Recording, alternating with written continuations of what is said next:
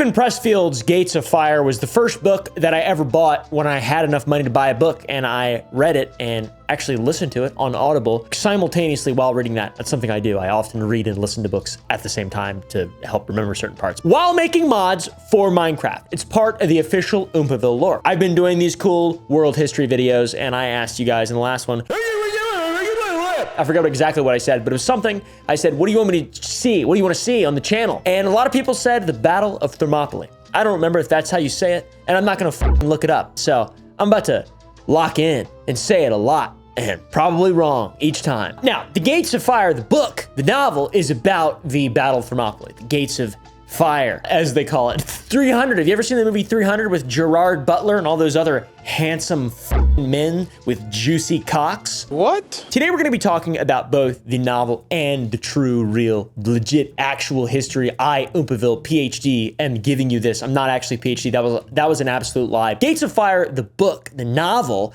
is a gripping tale narrated by Ziones, a Perioikos, free but not citizen inhabitant of Sparta. If you've ever played Total War Rome 2, those are the people that you send out to die first. They don't live in the cities, they live on the outside. They're like serfs, kind of, but pre-serfdom. This guy, by the way, in the novel, is one of only 3 Greek survivors of the legendary Battle of Thermopylae. After being critically injured at the Gates of Fire, Ziones is captured by the Persian army. King Xerxes, this handsome son of a bitch, and this handsome son of a bitch, eager to understand the formidable nature of the Spartans who resisted him so fiercely when all odds were against them, he ordered his royal scribe, a guy named Gobartes, to record Ziones' story.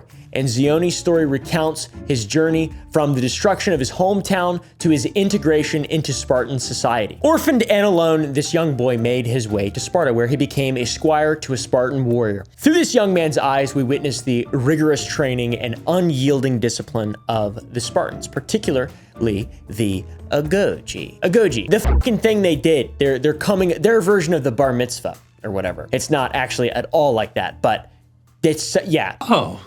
Mazel tov. It was a demanding military program that every single Spartan boy must complete in order to become a citizen and a soldier. Very fascist sort of ideals. Kind of cool, honestly. I liked it. Worked out okay. It didn't really work out that well for them, let's be real. But it was cool. It's cool to read about, all right? It's not that cool. It's cool to read about. It's cool to read about it in this book, in history, and also in Halo, because I fucking love Halo. Moving on, as tensions with Persia began to escalate, a small force of about 4,000 Greek heavy infantry, including the elite 300 Spartans led by King Leonidas, prepared to defend the narrow pass of Thermopylae. These 300 soldiers were not just any soldiers, they were sires, men who have sons to carry on the bloodline should they fall in battle. You know, the classic thing, you gotta get your wife pregnant and then you can go die. That's like, you gotta be a sire.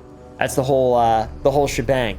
It's how every man wants to go. Get that bee pregnant and then just start dying, all right? The pass would serve as a strategic choke point bordered by a towering mountain on one side and a steep drop to the sea on the other, effectively neutralizing the Persians' overwhelming numerical advantage, which was reported to be around 2 million strong. Now, is that accurate?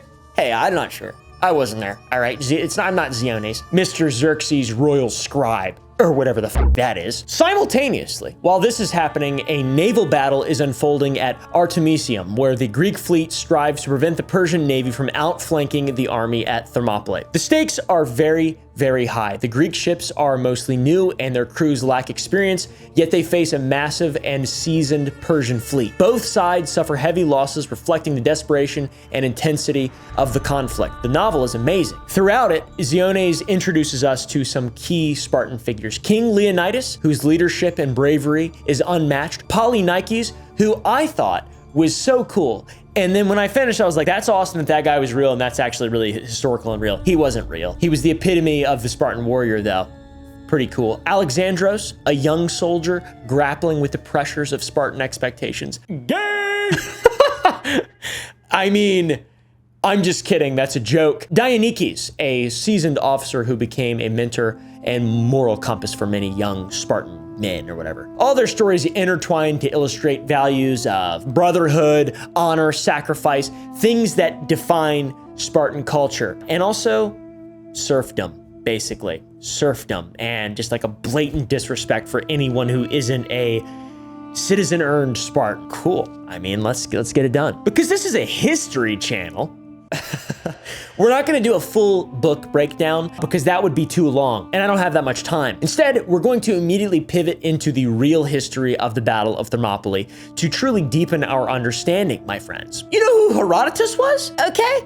You ever heard of that guy? That guy, old One Eye, old Daddy One Eye, Daddy Long Legs. I mean, he didn't have long legs. He was pretty normal, but I think he had one eye, I'm pretty sure. To understand the Battle of Thermopylae, we have to understand the essential firsthand account provided by ancient historian Herodotus. His detailed chronicles offer us valuable insight into the composition of the Greek forces, the strategies that were employed, and the events that unfolded during those critical days at the hot gates, my friends. Also, I just want to make it very clear that in terms of realism, you have 300, the movie, which is horrible. I hate that movie. I don't know why I hate that movie so much, but you've got 300.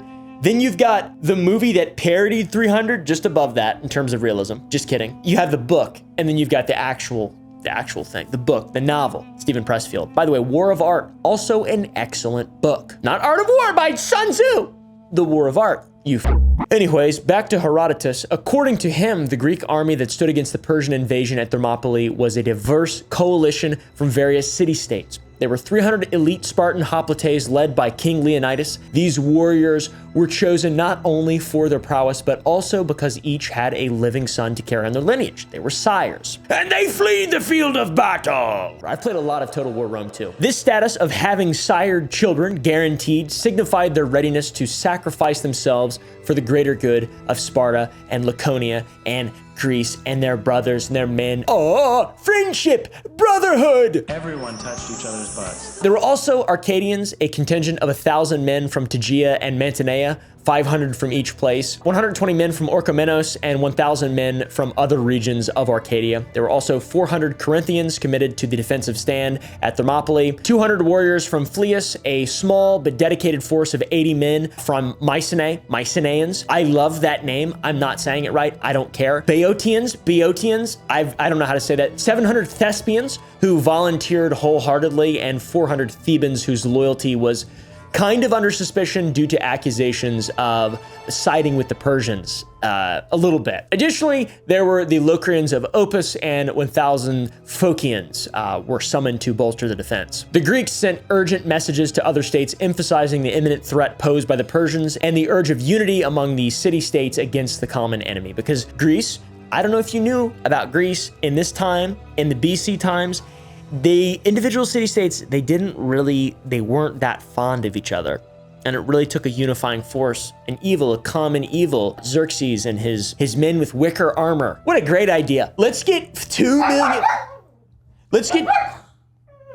Hey, are you a fucking Xerxes stan or what? Let's get 2 million underfed little guys from Persia and give them wicker and let them fight the most stallion-esque fighting force, literally sires with 20-pound dories, spears, and 80-pound shields, allegedly. I don't know if their shields were actually 80 pounds. I don't remember where I read that. It's probably not true. Anyways, strategic deliberations and Leonidas' resolve as Xerxes' vast army approached, estimated by Herodotus to be hundreds of thousands as opposed to 2 million in the book. Not exactly sure. A bit of unease spread amongst the Greek allies. Some Peloponnesian contingents proposed retreating to fortify Isthmus of Corinth. However, Leonidas was a man resolute in his decision to hold Thermopylae. He was supported by the Phocians, and the Locrians. I don't fucking know. He argued that abandoning the pass would grant the Persians unimpeded access into central Greece and endanger all of the city-states that they wanted to defend. Xerxes, observing the Greeks from his camp, was perplexed by their calm demeanor.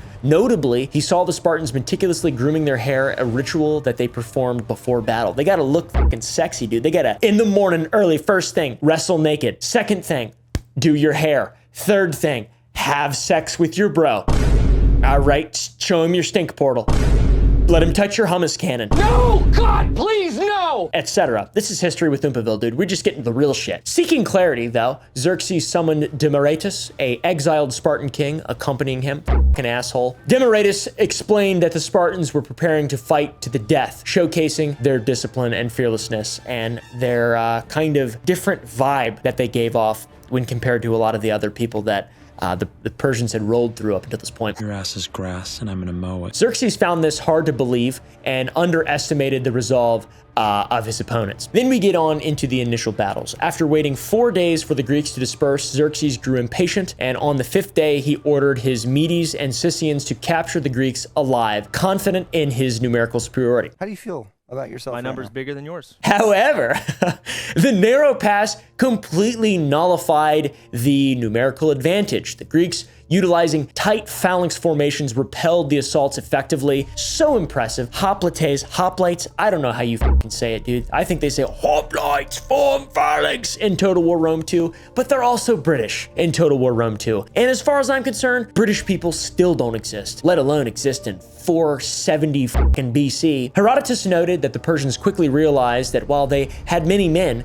the Greeks were superior warriors. After all, they weren't wearing wicker for armor. Throughout the first 2 days, the Greeks fought in shifts, maintaining their strength and morale. The Persians, driven forward by officers wielding whips, suffered heavy casualties. So that's kind of cool and realistic about the movie 300 is the dude with whips. Nothing makes your army want to fight for you quite as much as whipping them as they're dying. Xerxes is said to have leapt from his throne 3 times in agitation as he witnessed his forces faltering against the steadfast Greek defense. So here we are at a stalemate, which was eventually broken by the treachery of Ephialtes, a local Malian, who, motivated by the promise of reward, son of a bitch, revealed to Xerxes a concealed mountain path around Thermopylae. And this route allowed the Persians to outflank the Greek position, and upon learning of this imminent threat, Leonidas convened a council of war. He said, "All my men, pull off your shirts, let's show off our abs, and let's talk about this potential hole in our plan."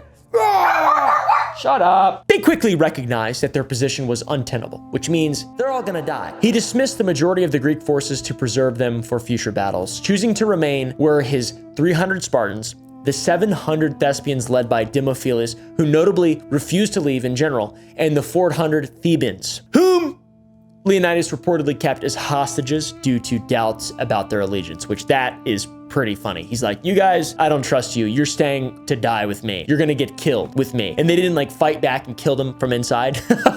They fought to the death too. Embarrassing. As dawn broke, the Persians began their encirclement. The Greeks, aware of their fate, advanced beyond the narrow pass to meet the enemy head on in a wider space, aiming to maximize their impact. They fought with unmatched ferocity, according to Herodotus, pushing deep into the Persian lines. When their spears shattered, they drew their swords. When their swords broke, they used their hands and their teeth. Herodotus vividly describes the chaos. Many Persians were driven into the sea, others trampled by their own ranks. The discipline and valor of the Greeks contrasted sharply with the disarray of the Persian troops, who were compelled forward under the threat of punishment. Fighting for what you believe in versus fighting for some horrible king who kind of looks snazzy, I've got to say. He's got some style for sure, some swag.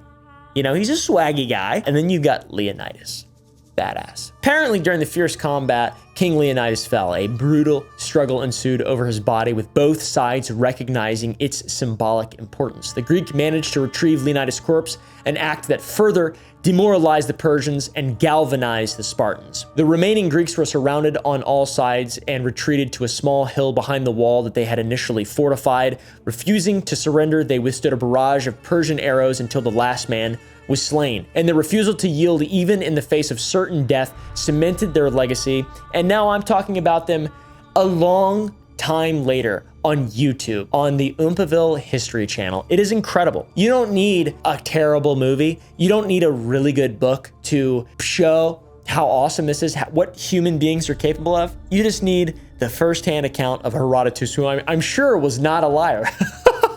Not a fibber, not a liar. He didn't spin any yarns. This definitely happened. I mean, all this definitely for sure happened. I hope. I'm Greek. All right, I'm Greek. There were some really cool alleged things that came from this, though. Dionysius, a Spartan soldier, became legendary for his remark when told that Persian arrows would be so numerous they would block out the sun. He said, "Then we shall fight in the shade." This is alleged, obviously, and I believe that was in the movie. I'm not exactly sure, and I can't remember if it was in the book either, but it epitomized the Spartan ethos, fearlessness, and let's be real, dark humor. These guys knew dark humor, okay? My fellow Gen Zs, they absolutely f***ing understood dark humor. Calm down, liberals.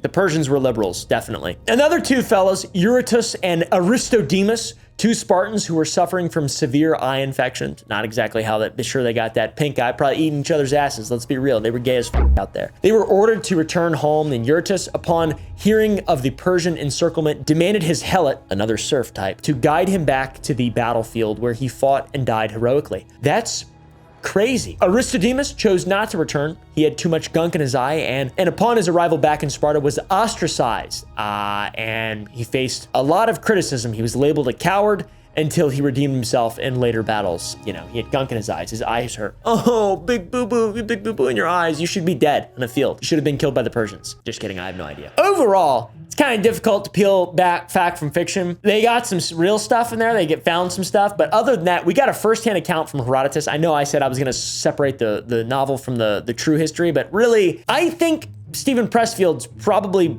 maybe more accurate. Aside from literally just making up people like Polynikes, I think Stephen Pressfield might be more accurate than Herodotus. Although, I'm not sure. There is evidence of a battle happening there, and I'm sure it was awesome, and it's the thing of legends, and I love Greek culture. Anyways, guys, thanks for watching. You just got a lot smarter. You're welcome. Press like, go to sour.gg, buy some candy, support the channel, and go to the Gump Club, watch videos uncensored. Thank you.